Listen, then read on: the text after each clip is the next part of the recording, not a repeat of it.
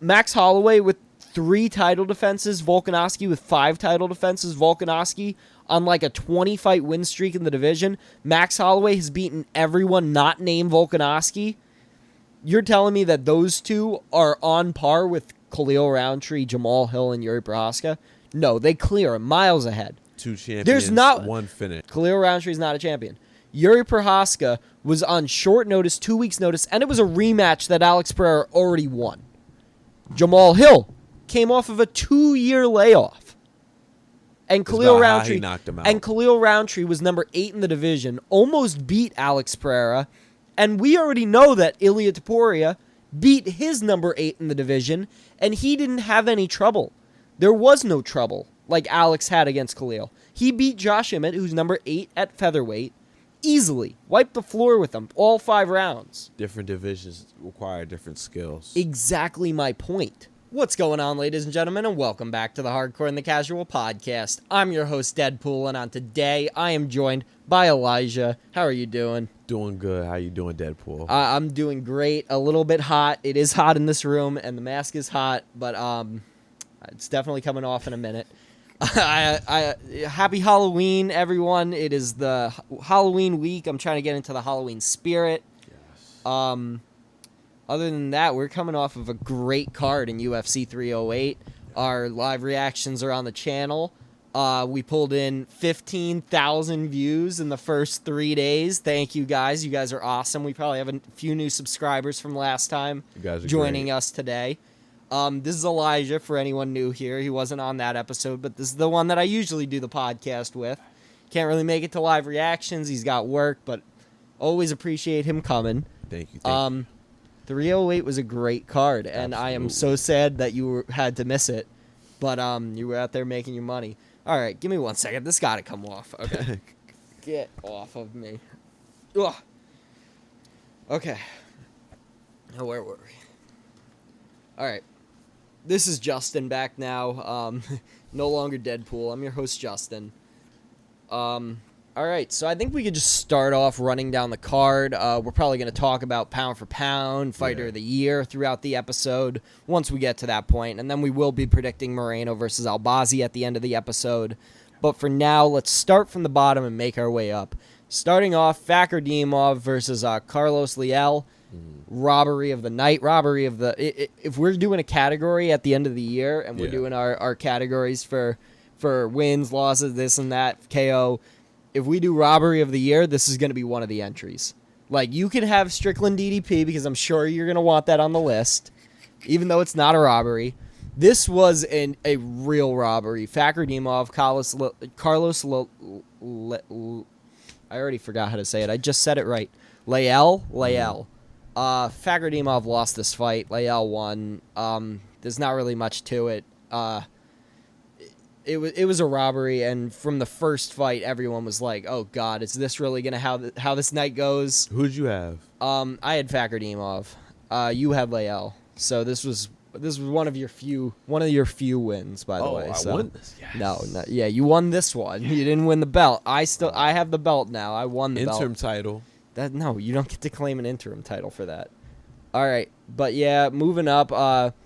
Ismail Nurdimov versus Bruno Silva.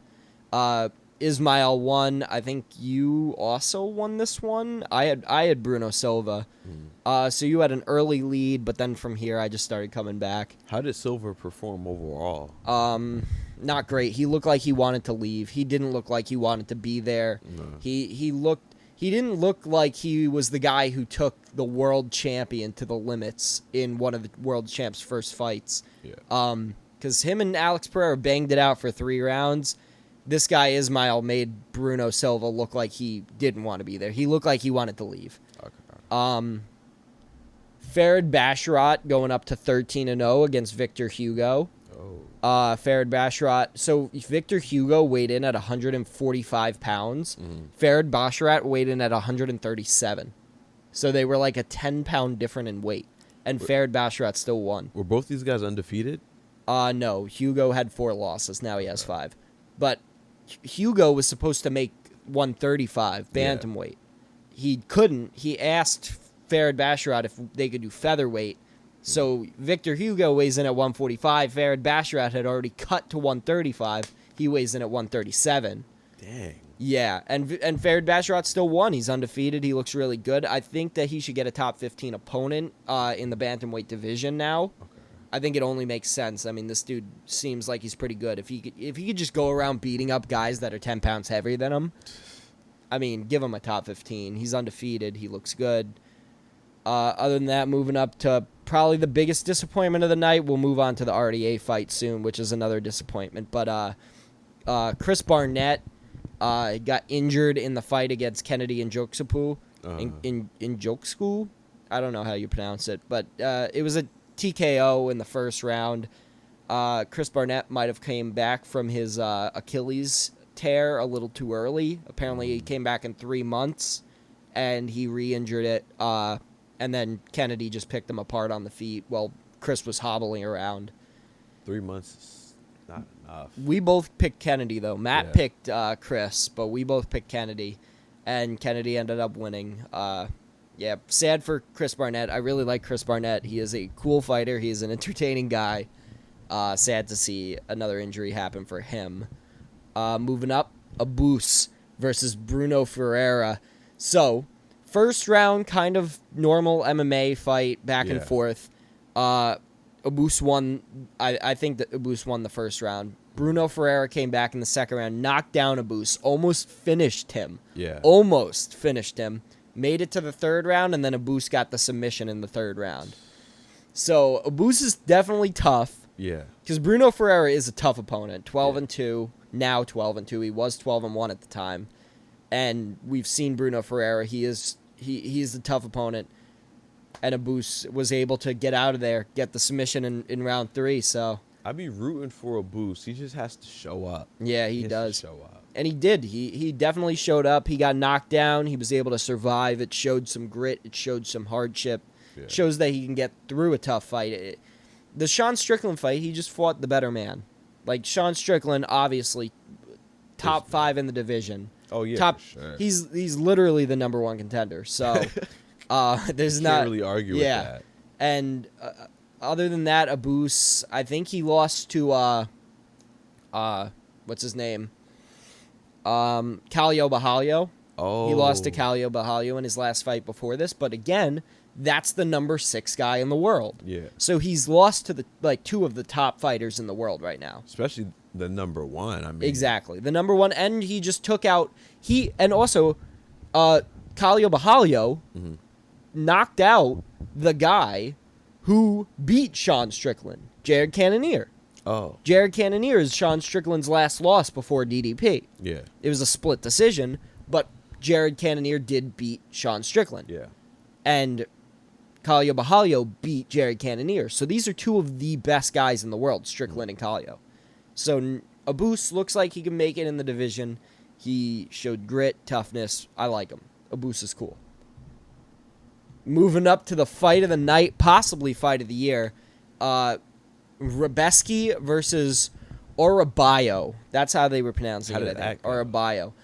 It was back and forth. It was a war. Rebeski definitely won the fight. It did go to decision. Rebeski definitely won the fight. Orabayo had a huge, giant, just big old mass on his eye. Like, his eye swelled up so big, you could... The doctor came up to him and was like, how many fingers am I holding up? He blocked the good eye, and, like, the other eye was, like, so closed, and he was like, how many fingers am I holding up? And Orabayo just goes, 2. And he gets it right. And then the doctor was like, all right, keep fighting then. Yeah. They went all 3 rounds. Rebeski looked great. That was the guy with, like, the knot on his eye? Yes. Oh, I seen that. And he was a hyped prospect. He was 13-1-1. He's now 13-2-1. Rebeski is now 20-2. That was a really good matchup to put against each other. Rebeski just showed that he had a little more skill, mainly on the feet. The groundwork was pretty good by both guys, but on the feet, Rebeski definitely had an advantage going into round 3. What can I say?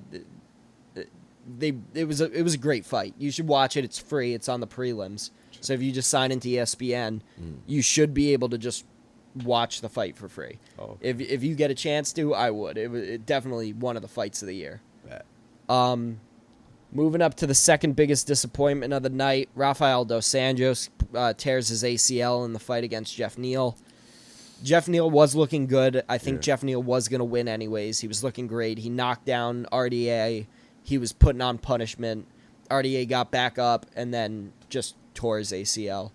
So, sad to see that. Great for Jeff Neal, though. He's number 10 in the division, I think, with a win over the current champion in Bilal Muhammad. Oh. So, could he make another run for the title with losses to Ian Gary and Rachmanov? It's hard to say that he would, but man, he's definitely good. Yeah. He's definitely good, and he definitely has potential still in the division, some of the best hands in the division. Jeff Neal is great. RDA, get well soon, and take him off of the lightweight top 15. There's no reason to have him at 15 in the top 15. Yeah. He did beat Moicano 2 years ago. He did beat Moicano. And Moicano's like number 10 in the division now, so maybe there is a way that you could say RDA still deserves to be in the rankings, but I don't know, man. I think his time is coming to an end. Especially when you tear your ACL, that's a big injury. That is a big injury. And he's in his 30s, late 30s? Yeah. I mean, he was champ 10 years ago. Yeah. That's crazy. So, 2 primes. And then moving up, we've got Ibo Aslan. I was calling him Ibo Asian last time. I thought the L in the middle was an I from this distance. No, it was an L. So Ibo Aslan, he ended up picking up the TKO win over the guy that I'm still not going to try to pronounce his name, but it doesn't matter anymore. That guy got knocked out, so what does it matter? Ibo, it looks good. He got the TKO in 51 seconds. Dang. So I didn't know much about him. I watched the fight. He looked good. Didn't really KO him. It was a TKO. It was up against the cage. The guy just Technical knockout. Yeah, he wasn't fighting back. But I've been hearing some big things on the community about this guy. Dana White was hyping him up. People online were hyping him up. People there were hyping him up. So man, what can you say? He looked good. I guess he's the next star. He looked good. Light heavyweight, too. Oh, wow. So, all right. Moving up to the main card. Oh, my God. So, these are going to be the stuff that you guys have probably already seen if you've watched our live reaction. But the Share a Bullet double spinning. It's a double back fist. Double spinning back fist. It's one of the craziest knockouts I've ever seen. Armin looked like he got launched off of his feet. He didn't just crumble over like most guys do. He kind of flew up into the air first and then fell to the ground and then just went into the fetal position. Like a sack of potatoes. Share a Bullet, his striking was on point. He looked really good. It was in the second round, so Armin was fighting back. It was a competition. Yeah. But Shara looks good. Called out Izzy afterwards. MVP. Word. MVP has been calling out Shara now online. He's been saying, leave Izzy alone. I'll take Izzy's spot. I'll move up to middleweight. Yeah. So MVP versus Shara Bullet would be entertaining, though. Yo, Shara, he's not a Nurmagomedov. He's a Magomedov. He's a Magomedov. Man. He's not a wrestler. He's not a wrestler. He's not good at wrestling. He's not good. Is Jan Blachowicz better than him at wrestling? Yes, far and away. Okay. He is below average. I would say that Shara Bullet is probably worse at wrestling than Alex Pereira. But on the feet, Shara Bullet is much more creative than Alex Pereira. Alex Pereira is so much better. Yeah. So much better. But Shara Bullet is very creative and entertaining to watch. Okay. So I'll give him that for now. Once he starts making his way up into the middleweight division, he's probably going to see the same flack that I give Alex Pereira. Yeah. I'm probably going to say the same things about him that I say about Alex Pereira right now.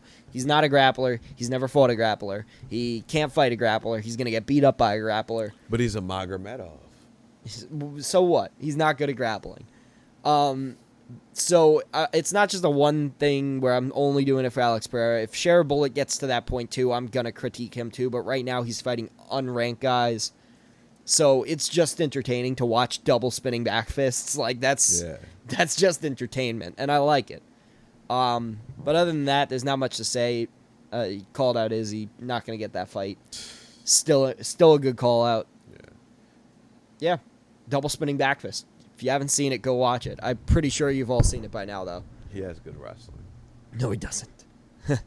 No, he doesn't. He's a Magomedov. That doesn't matter. He doesn't. Bro, any Magomedov has good wrestling. All right. Whatever Umar you say. Nurmagomedov. You're a casual. Umar Nurmagomedov started off as striking and trained in wrestling, and he's actually a good wrestler now. Shareable, it's not. Moving on. Lerone Murphy ended up picking up the decision win over Danny Gay. I thought that Danny Gay won the fight. As soon as it was over, I was like, Danny Gay got screwed. Yeah. Danny Gay won the fight, I think. Interim title. I did also say that in the third round, it all came down to the third round. Lerone got dropped in the first round. He got knocked down in the first round. Danny Gay won the first round. Lerone Murphy came back, won the second round. And then the third round, it was very close. It was a very... Danny Gay was just laying on him, hugging him, control time. And then Lerone Murphy broke away from the control and landed a couple big strikes in the last 10 seconds. Okay. And I think that's what won him the round in the judges' eyes, was just the last 10 seconds he landed some big strikes where Danny Gay didn't really land anything big in the third round, and I get that. And I said that in the live reaction, but at the same time, I still don't know if, 3 good strikes can win you a round when there's 4 minutes and 50 seconds of control. It's judged on damage, but also if you have 4 minutes and 50 seconds of control, I feel like that's a winning round. It's damage contributing to the end of the fight, but there's a point where you've done nothing all around and then you land a couple of strikes. I think, all right, so I was on Instagram and they posted the judges' reaction, and they had Danny Gay down on 2 rounds. Mm-hmm. So, yeah, the second and the third. But did he land some strikes during on the not really in the third round. He landed some strikes, but I mean nothing consequential. Okay. And then Lerone Murphy at the end of the round started landing some big shots, but they didn't really do anything. It's not like Danny Gay got dropped. So, but I don't know. It was a good fight. Lerone Murphy looked good. Same thing with a couple fights ago. Lerone Murphy came back from adversity, getting dropped in the first round, ended up winning the next 2. Shows that he's got grit. Shows that he's got promise. Shows that he's got skill. I like it when guys get dropped, honestly, because it shows that they can get back up and keep fighting after they do. Yeah. All the respect in the world to everything Dan Igue's done this year, coming up, fighting Diego Lopez on 8 hours' notice, and putting on a great performance against Lerone Murphy. Lerone Murphy was just the better man that night, I guess. But it didn't matter anyways about the belt. That fight could have went either way because Ankalaev clearly beat Ratchik, which would have won me the title anyways. So don't feel too bad about the fact that Danny Gay might have gotten screwed. Ankalaev, he's going to fight Alex Pereira next. Ankalaev doesn't need that fight. He does. He doesn't. He has the second longest win streak in the division's history behind John Jones. How are you going to say, nah, you don't deserve a title fight after you have the second longest win streak ever in the division? John Jones. That's not what I said. He doesn't beat Alex Pereira. That doesn't matter. He's on the second longest win streak in the division's history. So who was this Ankalaev dude? So what? He had a boring fight. We could have said this. We could have said the same thing about Bilal a couple of months ago, and Bilal got his title fight. If Bilal gets his goddamn title fight, Ankalaev deserves the same thing because Ankalaev is way more entertaining. Bilal had than Bilal. beef with Leon, so it drew more pay-per-view numbers. And Ankalaev is creating beef with Alex Pereira. There's no beef. He didn't want to fight him before. He does want to fight him. No. He called him out by name after he beat Radjic. You think Ankalaev can't even strike with Alex Pereira? That doesn't mean that he can't grapple with him. Listen, he could say all he wants that he's not going to grapple. Alex Pereira has a black belt. Stop acting like a black belt means that you're all of a sudden. So what? Jan Blachowicz has a black belt. Blachowicz is a good wrestler. And Ankalaev destroyed him in the 5th round of their title fight. But they had a good 10-8 at him. fight. Ankalaev 10-8'd Jan Blachowicz in the 5th round. Split draw. But Alex Pereira beat Jan Blachowicz, though. Think about that. A split decision. Unarguable split decision that I rewatched just yesterday, and Jan Blachowicz definitely won that 3rd round. I even texted you that I rewatched it. I texted you, and I said I watched the 3rd round back, and Jan Blachowicz definitely beat Alex Pereira in that 3rd round. No, Alex Pereira had the bigger strikes. He got up. He got up from the wrestling. He landed only body shots and leg shots. Like, he didn't land a single head strike. Jan Blachowicz had like 3 good blitzes, which backed up Alex Pereira, and a minute of control time at the end of the fight, with a couple of hammer fists in there. That's a winning round. In any realm of anything, that's a winning round right there for Jan Blachowicz. Versus Dan Igue's round? A couple of jabs to the body and a couple of leg kicks does not win you the fight. The power of them. There wasn't any power. It backed Jan Blachowicz up. It didn't. That's what makes Alex Pereira so great. That doesn't matter. It's about damage, and Jan Blachowicz was landing some damaging blitzes in the last round. But you got to think about it. Okay, even if that's so, Alex Pereira won the fight, and he beat Jan Blachowicz, and Ankalaev didn't. In a 5-round fight. And so do you think Ankalaev beats Alex Pereira? Ankalaev dominated Jan Blachowicz on the ground in the 5th round and 10-8'd him. And what about his striking? He's got very good striking. Mid-par. He's knocked out almost everyone he's fought, and he just beat Alexander Ratchik, who's one of the best strikers in the division, and Ankalaev just beat him. He's mid. He's not Alex Pereira, though. He hit Ratchik with a spinning back elbow. You got to think about it. Pereira trains with Glover. That's fine. That doesn't equate you as a great wrestler. O'Malley was training with world-class wrestlers. His coach is Leon Edwards, different. Leon Edwards was training with world-class. That doesn't mean they don't bring in great wrestlers. He's not just grappling with his coach. He's grappling with actual wrestlers, too. He's not just only grappling with his coach. Okay. They bring in world-class wrestlers. Well, Leon just has good jiu-jitsu in general. Yeah, but that doesn't make you world-class just because you train with world-class guys. So Alex Pereira... No, Alex Pereira is not a world-class grappler just because he trains with a world-class grappler. It's not how it works.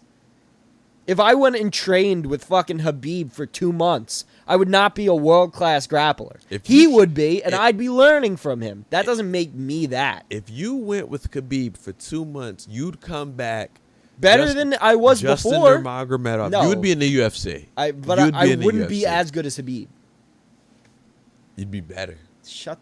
In his honor. But, okay, back to what we were saying. Ankalaev doesn't really matter. He won. He's getting his title fight. Doesn't matter what you say. Doesn't matter what the community says. Dana White said he's getting the title fight. Ankalaev called for it. If anyone stops this fight from happening, it's Alex Pereira, and that'll mean he's ducking Ankalaev. Because everyone else is on board. The only one not on board is Alex Pereira. Alex Pereira will not duck that fight. Well, then he should take it. Because he has a bigger fight coming up. No. With Tom Aspinall. No. Yes, Tom Aspinall wants it. It doesn't matter. Dana White said in the post-fight press conference, Ankalaev was next. And then maybe if he beats Ankalaev, then Dana White would be like, okay, go fight a heavyweight. But Dana White still does not want Alex Pereira fighting at heavyweight. That hasn't changed. He said that he didn't want Alex Pereira to fight a heavyweight, so it's not going to happen yet. Between him and Tom Aspinall? The beef is more there between him and Ankalaev. There's not really that much beef between Alex and Tom. They just think that they can beat each other. There's actual beef between Ankalaev and Pereira who've been going back and forth. Come on, man. You can give Jan Blachowicz Ankalaev, and he'll beat him again. Listen, man. Ankalaev gets his title fight against Alex Pereira. That's the end of the story. If he wins, he wins. If he loses, he loses. I don't know what's going to happen. I just think he deserves his title fight. Second longest win streak in the division. In the division's history, which includes people like DC, John Jones, Lyoto Machida, Shogun Rua, Rampage Jackson. All of these guys, and Ankalaev has the second longest win streak ever. So, title fight. And as for Ratchik, I don't know, man. Fight, like, whoever the number 14 guy is or something. I don't know. Fight Johnny Walker. I don't know. He's lost 2 in a row now. He's got to fight someone lower. Yeah. Ankalaev gets his title fight. Are we in agreement? No. Whatever. I just can't agree. It's just not facts. Okay, if anyone else had like a 13-fight win streak in a division, would they deserve a title fight? Depends. What do you not like about Ankalaev? Nothing. What do you mean? I think he's a good fighter. Okay. I like him. Yeah, then why does he not deserve a title fight? Tom Aspinall versus Alex Pereira sounds better. But then Alex Pereira gets knocked out by Tom Aspinall, and then he's got to be out of action for like 6 months. Ankalaev take interim title. Not again. Last time they tried to do that, it didn't work out very well. Ankalaev versus Jamal Hill. Interim title. No. Why? Jamal Hill for Jamal Hill should not be fighting for a title right now. Why? Honestly, he lucked his way into a title fighting Glover Teixeira at the ripe old age of 43 in its last fight ever. I don't think Jamal Still Hill... undisputed champion. Yeah. And he would. All right. Do you think if hold on? So do you think that if Jamal Hill was champion and he fought Yuri, you think he would have beat Yuri? No, I think Yuri would have won. Over Jamal Hill. I think Yuri wins right now if they fight. Over Jamal Hill. Yes. Jamal Hill has good grappling and kickboxing. I still think that Yuri would win. Okay. I really do. I mean, Jamal Hill put on one really good performance against Glover Teixeira. Other than that, he struggled against guys like Thiago Santos, who honestly are like tomato cans in the division, have been whooped on by other guys. Depression. What do you mean? He had just got out of jail. It was a sad fight. That doesn't excuse your performance. It really doesn't. The only thing that matters is what you do inside of the cage. I don't care about anything you do outside of the cage. It's all about what you do inside of the cage. Ankalaev versus Alex Pereira is next. Moving on. This is one that could disrupt the title fight that's supposed to be taking place. Robert Whittaker got choked out. Well, he didn't get choked out. He got face cranked, and he got his teeth broken inwards in the first round by Chimaev. Does Chimaev get a title fight against DDP instead of Sean Strickland? No. You don't think so? No, it's already set in stone. Sean Strickland. Is it though? Sean Strickland. DDP said it's not set in stone. How? DDP said that he didn't sign a contract. Did you see Chael Sonnen's video? I did. Where he said he spoke to Sean Strickland? And I watched his video and I watched Sean Strickland's reaction. And I think that Sean Strickland deserves the title fight. I think that Chimaev should wait until after and fight the winner of Strickland versus DDP. That's what I think. I think that it should stay exactly how it is. Strickland gets the next title fight. Besides, Chimaev needs to rest. But DDP said that it's not set in stone yet, which means that Chimaev might get the next title fight. Because no matter what we want as fans, no matter what we want, at the end of the day, it's the UFC's choice. And if Dana White says, nope, we're doing Chimaev versus DDP, and Strickland, you wait, that's what's going to happen. He might piss off a lot of people making that decision, but it might happen. We're just going to have to see that one. I can't really break that one down. Yeah, but for right now, Chimaev, man, he looks scary. He lost a bit of the shine in the Usman fight for not just mauling Usman and beating him in the first round. Yeah. But this Whittaker fight kind of sealed the deal. I mean, if you've seen anything of Robert Whittaker, I know he's been deteriorating somewhat throughout the years, but like the Yoel fight, the DDP fight, like this is a tough motherfucker.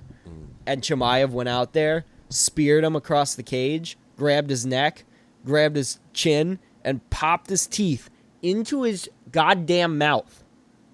Who does that? Who does that? With a mouth guard. Yeah, no, they don't wear mouth guards on the bottom row of teeth. They only wear it on the top.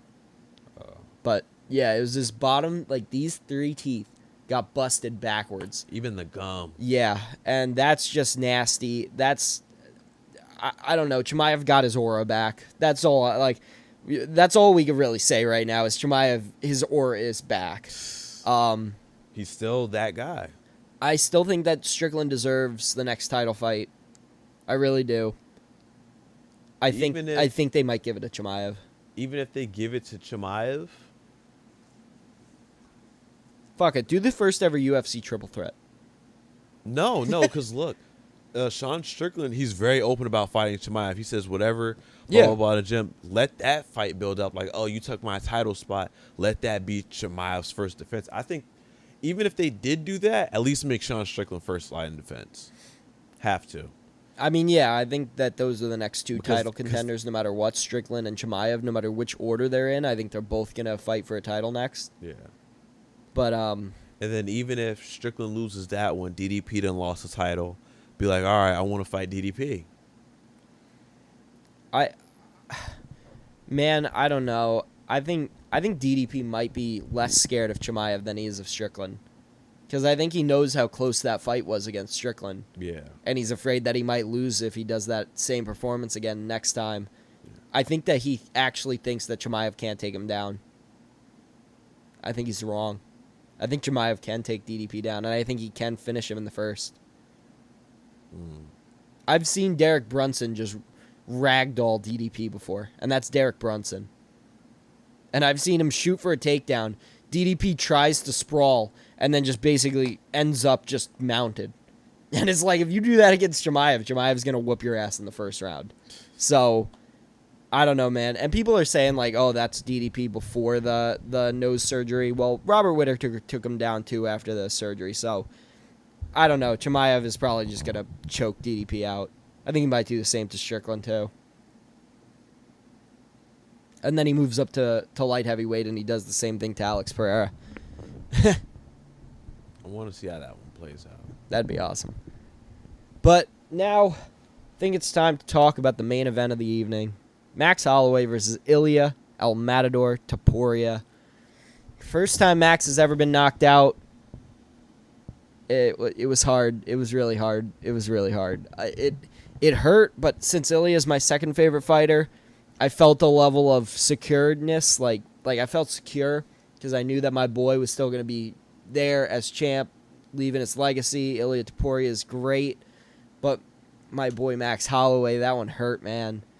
First time ever being knocked down officially. First time being knocked out. Man, what can you say about the BMF champion? He's still BMF champion, by the way. You know, Max, there's still good fights for you. At 155. At 155. I think you should have just kept the weight up. You looked a lot healthier there. And I think you'll fit a lot better in that division. So stay there, grow there. And I never bet on the older fighter, especially when the younger fighter's already champ. I think Holloway versus Dan Hooker. I think that's the fight to make it at light heavyweight. Or at lightweight, I meant. I think that's a really good fight, Max versus Hooker. Other than that, I feel bad for Max Holloway, but I saw he was on his surfboard surfing like yesterday, so he's all good now. He's feeling better. I appreciate the support that Max has gotten over the weekend. It's been so cool to watch everyone be like, okay, you're still champ. Keep your head up, man. That boy Ilia, a beast, man. But yeah, he's a beast. Ilia is a beast. You don't just go around knocking out the two greatest in your division and not get a little bit of hype. Like, people are gonna say recency bias, but Ilia Topuria is the fighter of the year, in my opinion. Alex Pereira knocked out Yuri Prochazka. He knocked out Jamal Hill, and he knocked out Khalil Roundtree. That's Jamal Hill coming off of a 2-year layoff. That's Yuri Prochazka in a rematch on short notice. And that's Khalil Roundtree, number 8 in the division. And Ilia Topuria knocked out 2 of the GOATs of his division. He knocked out Max Holloway, who's never been dropped before. Taken the most strikes in UFC history and has never been knocked down. Volkanovski. He knocked out Volkanovski, who was coming off of, the Islam loss. But let's be honest, he's probably going to do the same thing again in the next fight. Ilia Topuria knocked out 2 of the greatest in the division's history, probably the 2 greatest in the division's history, within the same year. You cannot deny him fighter of the year for doing that. Because it's a question of quantity versus quality. Is Alex Pereira's quantity more impressive of being 3 knockouts in a year? Or is Ilia Topuria's quality better of knocking out higher quality opponents? What do you think? It's a great argument for sure. Ilia, he did knock out 2 good fighters. 2 elite fighters. 2 GOATs. 2 elite fighters. 2 top 15 all-time GOATs. Jamal, Yuri, and Khalil Roundtree cannot come anywhere near that. I wouldn't even say they're top 30 ever. Yuri, Jamal, Shama. Come on, Shama? Yeah, he had a hard fight against Khalil Roundtree, the number 8 in the division. Do you guys think Alex Pereira should be Fighter of the Year or ILIA TOPURIA? How do you guys feel about who had the better No. People online are literally just saying Pereira because they're upset that ILIA knocked out Volkanovski and they're mad that ILIA knocked out Holloway. Because they're fans of Holloway and Volk. And ILIA knocked them both out. The head kick loss. Yeah, and ILIA knocked them both out. So now there's a bunch of salty UFC fans that want to just say Pereira's the Fighter of the Year and completely discredit everything Topuria has done. And I've been seeing that online so much. And if you guys really, really feel like Alex Pereira is Fighter of the Year, you're going to need to explain why. Because saving a UFC card should not be taken into consideration when we're talking about Fighter of the Year. Calling him up on short... Saving multiple cards. It doesn't matter. It does not matter. He's beaten in such a short reign. Who he's beaten. Greater. He's beaten Jamal Hill off of 2-year layoff. Former champions. No, Khalil Roundtree was not a former champion. Mostly. Listen, man. Those 3 guys are not nearly at the level of Volk and Max. Not even close. Max Holloway with 3 title defenses, Volkanovski with 5 title defenses, Volkanovski on like a 20-fight win streak in the division. Max Holloway has beaten everyone not named Volkanovski. You're telling me that those 2 are on par with Khalil Roundtree, Jamal Hill, and Yuri Prochazka? No, they clear him miles ahead. 2 champions, 1 finish. There's not one title defense between the 3 light heavyweights. Jamal, Yuri, and Khalil have held the title a total of twice and no title defenses. There are 7 title defenses from Max and Volk alone. 8 title defenses from Max and Volk. Not 1 title defense from any of those 3 that Alex knocked out. But his whole resume is champion, undisputed. Khalil Roundtree is not a champion. Khalil Roundtree is not a champion. Yuri Prochazka was on short notice, 2 weeks' notice, and it was a rematch that Alex Pereira already won. Jamal Hill came off of a 2-year layoff. And Khalil Roundtree knocked him out. And Khalil Roundtree was number 8 in the division, almost beat Alex Pereira, and we already know that ILIA TOPURIA beat his number 8 in the division, and he didn't have any trouble. There was no trouble like Alex had against Khalil. He beat Josh Emmett, who's number 8 at featherweight, easily. Wiped the floor with him all 5 rounds. Different divisions require different skills. Exactly my point. That is exactly my point. ILIA TOPURIA deserves Fighter of the Year because he is doing this against higher level competition. It doesn't matter about if you've had 3 or 2. How good were those guys? There's a reason why we're not discussing Diego Lopez in the Fighter of the Year category. It's because he's beaten Brian Ortega, Dan Ige, and... good fighters. Quality fighters. Quality fighters. Not on the same level. They're not on that level. Yes, Brian Ortega. They're not... fought Volkanovski. Yeah, but they're... Dan Ige. But they're not on Max and Volk's level. Dan Ige has heart of a lion. They're not on Max and... just say it, please. Come on. You know that you're bullshitting right now. No, I'm not. No. Tell me right now, are Brian Ortega, who got beat up by both of those guys, Dan Ige, and whoever Diego Lopez beat at UFC 300, who was he? Sadiq Youssef. Are those 3 guys on the level of Volk and Max? You're going to look foolish if you say yes right now. Because they're not on that level. I'm saying, but the quality from this year alone. Yeah, exactly. It doesn't... 2-2, just like ILIA. What do you mean? He has 2 fights this year? No, Diego Lopez has 3 fights this year and 3 wins. 3 fights, 3 better quality over ILIA's 2. No, they're not better quality. Wait. Did you just say that Brian Ortega, Dan Ige, and Sadiq Youssef are better quality opponents than Volk and Max? Just as good quality. Brian Ortega got beat up by both of those guys. But still a high-ranked fighter. He beat Yair. He beat Yair. Who also got beat by both of those guys. Interim champion. He got beat by both Max and Volk. Both of them got beat by Max and Volk. They are not... Max never beat Volk. Brother. Please tell me right now that you're not being serious. Alex Pereira is fighter of the year. No, he's not. That's the argument. Okay, give me an actual argument of why he is. Is it because he has 3 wins instead of 2? Is that the only reason? That's one of the reasons. What's the other reason? He fought 2 champions, and had 1 finish. How many title defenses do those champions have between them?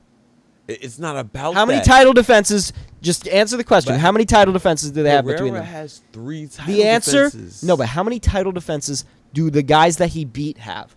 0. Volkanovski had 5. Max had 3. They've both beaten the entire division. The only guy... Volkanovski's 5.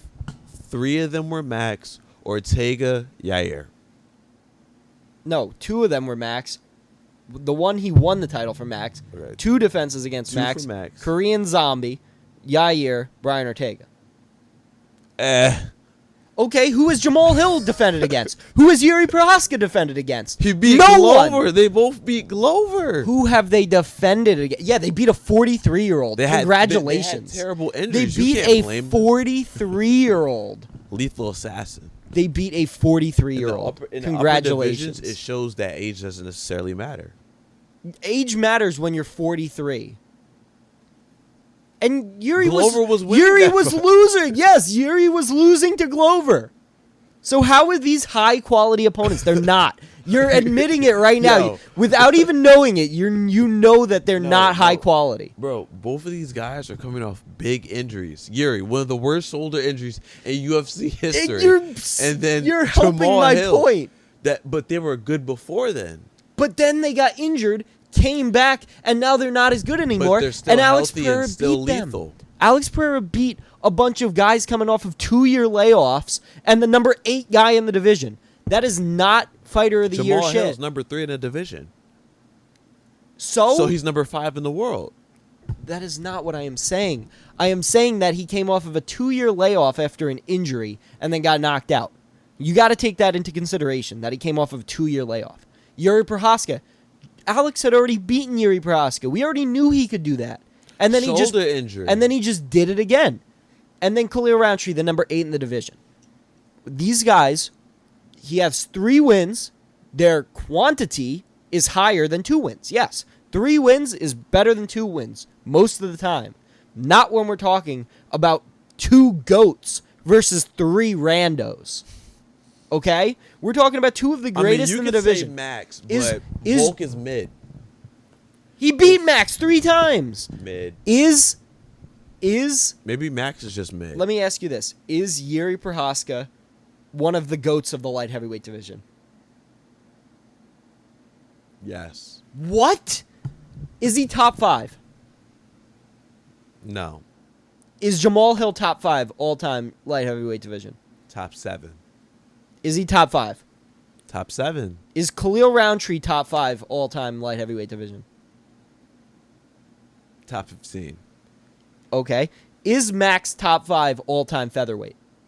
Yes. Is Volkanovski top 5 all-time featherweight? Yes. There's my point right there. You knock out 2 all-time greats, or you knock out 3 guys that barely scratch the surface of their own division. Let's agree to disagree. No, there's no agreeing to disagree. ILIA Topuria is fighter of the year. There's no arguing it. We're just going to have to see what the people say. If you argue that Alex Pereira is fighter of the year, then you have to argue that Diego Lopez is also fighter of the year for getting 3 wins. No. Shara Bullet has 4 wins. Title wins. Charles Johnson has 4 wins this year. These wins are at a higher caliber of fighters. Yeah, but not as high caliber as the guys that ILIA beat. But ILIA not beat even them when close. they were sour. Okay. Is Volkanovski top 15 pound for pound all time? No. Who is? Can you name 15 guys better than Volkanovski all time? Yeah. No, you can't. Yes. Volkanovski is top 15 all time pound for pound. Yes. Max Holloway is top 15 pound for pound all time. Both of them are top 15. Where would you put Jamal Hill, Yuri Prohaska, and Khalil Roundtree in pound for pound all time? They wouldn't touch 50. They wouldn't touch 50. 50th. They'd be like number 52 and 57. Pound for pound all time? Pound for pound all time, Jamal Hill and Yuri Prochazka. They wouldn't even scratch the surface of the top 50 all time. They both beat Glover. Glover wouldn't touch the top 50. Top 20. No. Glover Teixeira? Glover Teixeira is maybe top 40. I can name 40 fighters right now off the top of my head that are better than Glover Teixeira. Name 5. John Jones, DC, frickin' Alex Pereira himself, Izzy, Kamaru Usman, Volkanovski, Max, frickin' Bilal Muhammad. Keep it in the division. Bilal Muhammad is not better than Glover. Come on. Yeah, I went a little far. I went a little too far there. It was funny, though. All right, but no, I don't think we're going to come to an agreement on this. I think we're going to have to wait until we actually give our awards at the end of the year for Fighter of the Year. And we'll rehash this argument because people are just going to say that I have recency bias for ILIA Topuria. But as I said on Twitter, go follow us on X, the Hardcore and the Casual. As I said there, what I am saying will be true 5 minutes from now, 5 days from now, 5 weeks from now, 5 years from now, 5 centuries from now. ILIA Topuria beat Max and Volk, who are higher quality opponents than Jamal, Yuri, and Khalil put together. That's not recency bias. That's just the true statement. No matter when you watch this podcast, it could be 5 years from now. It'll still be true. Yeah. So it's not recency bias. People are still going to call me out for recency bias.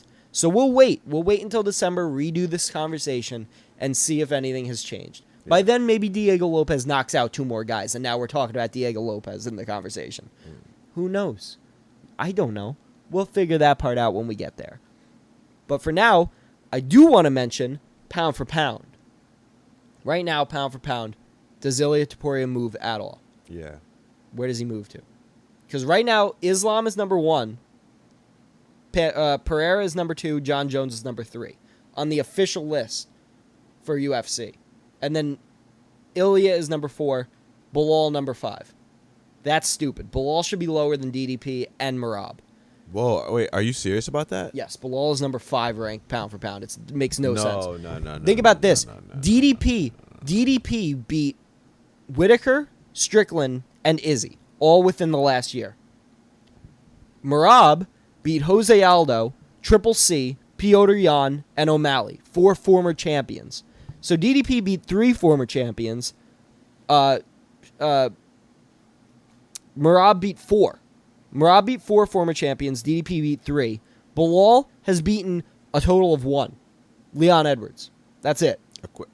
And it's his only fight in 2 years. Before that, he fought Gilbert Burns. Yeah. 2 years ago. That was 2 years ago at this point now.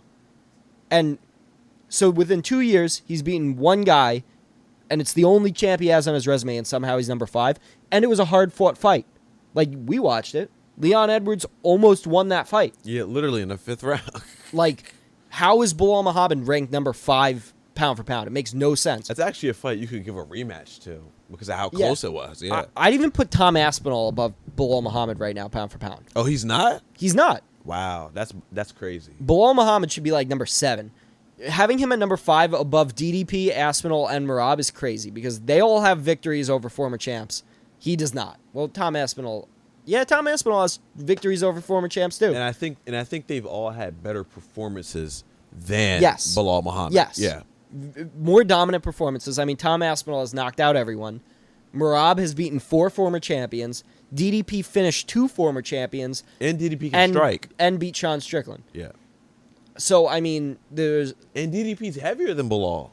He's bigger. Well, that doesn't really matter. We're talking pound for pound. If they were all the same weight, Bilal, number 7, no way is his resume as good as Merab's, DDP, or Aspinall. They're basically saying that if Bilal and Tom Aspinall were the same weight, Bilal would win. Which is complete and utter madness. I have to agree. Like, that's crazy. That's madness. That's going to ruin me some sleep. Bilal should not be number 5. Great grappler. Beat Leon Edwards. That's his only championship win. Huh? I'm mad Bilal's even on the list. I know. And he's number 5. Right behind ILIA Topuria. That makes no sense. What if Bilal touched number 1? No, it won't happen. He'd have to beat Rakhmonov and Usman just to get close. I need to see that podcast with him and Henry Cejudo. I need it. They're not releasing it. Usman said he's not going to release it until the fight starts. Like, until, like, Bilal versus Usman starts getting promoted, he's going to drop it then, once the fight is actually announced. But for right now, they're not releasing it. But, back to what I was saying, though. Ilia Topuria, I think, number 2 pound for pound in the world. Islam, Ilia, Pereira, Jones. That's my new list. I think that Ilia Topuria deserves to be higher on the list than John Jones and Alex Pereira right now. I could agree. You think so? I'm just gonna leave it where it's at. All right. I mean, it just makes sense. You know, I do respect El Matador. He is a good fighter, and then you can't really argue with facts. He's more well-rounded than Alex Pereira, and he's got better wins in his division. Like if you map them out, Ilia Topuria's wins are better than Alex Pereira's wins. Maybe Alex Pereira's more. Ilia Topuria's wins are still better. And his wins are more recent and better than the one win John Jones had 2 years ago. So I see why they did. John Jones beats Stipe, then you can put him back up. Yeah, maybe. But then he's probably going to retire, so he's probably just going to get off the list anyways. But I don't know. Wait. Does John Jones go over Alex Pereira if he beats Stipe? Because he... Depends on how he beats him. Knockout? If he knocks out Stipe, then yes, he goes over Alex Pereira. Oh. If he submits Stipe, I'd still probably put him over. First round? First round? If he does anything in the first round, then he goes over. Okay. If it's like a hard-fought 5-round decision and like it was a close fight, nah. Take him off the pound. Does he go over Islam if he knocks him out in the first round? Depends on how he knocks him out. If he knocks him out with like a clean head kick or something, maybe. Then we could start having the conversations, is John Jones still as elite as he ever has been? Yeah. I don't think he is as good as he ever has been. I think that his skills have probably faded over time. And I think he got a good matchup against Cyril Gane. It was a good stylistic matchup that he was able to take advantage of. I think that he wouldn't have been able to do that to many other guys in heavyweight, other than that specific guy at that specific time. If he does it to Stipe, though, it's going to be hard to argue with it, but it's also going to be... There's also going to be the thing like, oh, Stipe's coming off of 3 years out. You beat a guy who hasn't fought in 3 years, so it doesn't matter that much. There's going to be arguments like that. I think it only depends on if John Jones sticks around or not, or else toss him to the side, get him off the pound for pound, and let's have this real discussion about real fighters who actually want to fight past a certain date. So... if he wants to fight Tom Aspinall, I'll start talking about it. If not, then I say we ignore John Jones after the next pay-per-view. I think Tom Aspinall will be in attendance. But what if Alex Pereira's in attendance and they bring Alex Pereira in the cage? I'd be so pissed off. I can't even explain to you how pissed off I'd be if that happened. But, yeah, I mean, that was UFC 308. Now I think we're going to just go down and predict for Moreno versus Albazi real quick. I think we'll just do... You want to just do the last 3? Yeah. It's Derek Lewis versus Denise. Denise is 8-0-0. Aaron Blanchfield versus Rose Nurmagomedov. Rose Namajunas. Who I think is going to be in talks. If she beats Aaron Blanchfield, Rose might be the Women's Fighter of the Year. Okay. It's either going to be her or Kayla Harrison at that point. But I think I'd give it to Rose if she beats Aaron Blanchfield. Because if she beats Aaron, she's got 3 wins this year. Oh. That's pretty good. But yeah, Aaron Blanchfield versus Rose, and then Brandon Moreno versus Albazi. Do we want to start from Derek Lewis and make our way up? Yeah. You want to just count down 3, 2, 1, and we'll say it? 3, 2, 1. Derek Lewis. All right. Aaron Blanchfield versus Rose. Give me a second. I got to figure this one out. All right. I think I know. Aaron Blanchfield versus Rose. 3, 2, 1. Rose. Aaron Blanchfield. Okay. We're split. You got Rose. I got Aaron Blanchfield. I hope Rose wins. Now, Aaron Blanchfield's... she's sick. Like, she's the future of the division. Yeah. Rose has had her time. Aaron Blanchfield, man. Brandon Moreno versus Amir Albazi. 3, 2, 1. Amir Albazi. Brandon Moreno. Okay. So we've got 2 splits. You got Rose, I got Aaron. I got Amir, you got Brandon Moreno. Sound good? Yeah. All right. Looking forward to watching this card. We'll be back to review this card next week. UFC 308 is now in the books, Elijah. Just give me a general thought of how you think the UFC is going right now, what you thought of the card, and how much you've been enjoying it. I've been enjoying the UFC for the past couple months. They've been putting on good cards, fights that should happen, that are great, and they're doing a good job. Let's just keep the ball moving. We'll get on with whatever's next, and we just wait and we watch. Yeah. I think that the UFC is kind of cooking now at this point. Might have taken a little bit of a low period, but I think that the UFC is on a hot streak now. Brandon Moreno versus Albazi is going to be great this coming weekend. 308 was fantastic. Definitely going to be on our list for our end of the year awards for event of the year. I'm thinking 308, 300, 299 Sphere. If you guys have any recommendations for what should be on that list that we're going to be picking from, leave it in the comments. Whitaker versus Akreem was pretty good too, even though that was just a fight night. There are some options out there, so leave it in the comments of what you think the event of the year is, and if you think that 308 should rank up there with 300, 299, stuff like that. Thank you for coming, Elijah. Thanks for having me. I'm sad that you weren't able to make it to our live reaction. I will make it to a live reactions. Just gotta wait. Yeah, he'll be on one of them. We'll set it up, but that was a lot of fun to do. Thank you guys for all of your support on the last episode. If you guys haven't watched this and you're watching this now, please go back and watch our live reaction to UFC 308. It was great. Me, Jake, and Tyler, and Matt was here too, watching the card. It was one of the most fun experiences I had to watch a UFC pay-per-view. It was great. Thank you for coming, Elijah. Thank you for always being on. I appreciate you. Thank you guys for watching the Hardcore and the Casual podcast. Please, everyone, have a happy Halloween. Like, comment, and share. Please do that, too. Have a happy Halloween, and peace out. Oh, I've been your host, Justin. I don't even think I said that. I said Deadpool at the beginning. It's just my costume, guys. I'm Justin. Please remember that.